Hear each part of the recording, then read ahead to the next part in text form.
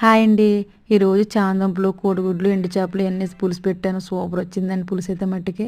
సపరేట్గా కోడిగుడ్లు ఒక దాంట్లోని, నెక్స్ట్ వచ్చేసి చామదుంపలు దాంట్లోనే శుభ్రంగా నేను ఉడకబెట్టుకున్నాను సపరేట్గా. ఎందుకంటే ఒక దాంట్లో ఉడకబెట్టామంటే ఒకవేళ ఇసుక కాట ఉంటే కోడిగుడ్లు ఒకవేళ బేట్లు వేసినప్పుడు అందరికి వెళ్ళిపోద్దని చెప్పి సపరేట్గా ఉడకబెట్టాను.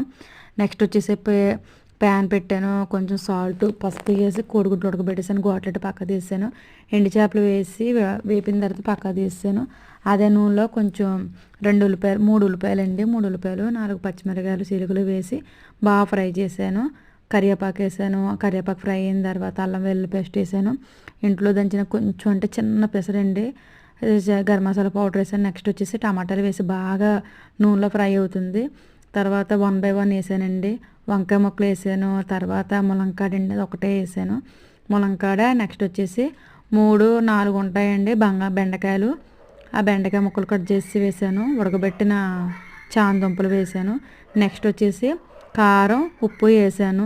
మొత్తం అంతా బాగా నూనెలో ఫ్రై అయిన తర్వాత కొంచెం చింతపండు, చిన్న నిమ్మకాయ చింతపండు పులుసు తీసి వేసుకున్నాను. తర్వాత నేను హాఫ్ గ్లాస్ అంతేమో వాటర్ కొట్టేసాను. బాగా మరిగిన తర్వాత గోటలు పెట్టుకున్న కోడిగుడ్లు వేసాను. అది కూడా పులుసు అంతా కోడిగుడ్లోకి బాగా వెళ్ళిన తర్వాత లాస్ట్లో దించే ముందు నేను బాగా ఫ్రై చేసుకున్న ఎండు చేపలు కూడా వేసాను. మరి కూర వాసన వస్తుందండి. మరి ఇల్లు అంతా ఎంత మంచి వాసన వచ్చిందండి బాబు. ఈ వాయిసే కాకుండా స్మెల్ కూడా వచ్చేలా ఉంటే అబ్బబ్బబ్బా మీ అందరికి కూడా చాలా బాగా నోరు ఊరేసినండి. అంతదైనా ఇంత బాగుందండి. లాస్ట్లో కొత్తిమీర వేసి వేడిగా అన్నం, వేడి పులుసు, చల్లటి వాతావరణం, వర్షం పక్కన పట్టుకొని తింటుంటే మరి ఉందండి, అద్దరిపోయిందండి. చాలా అంటే చాలా టేస్ట్గా ఉంది.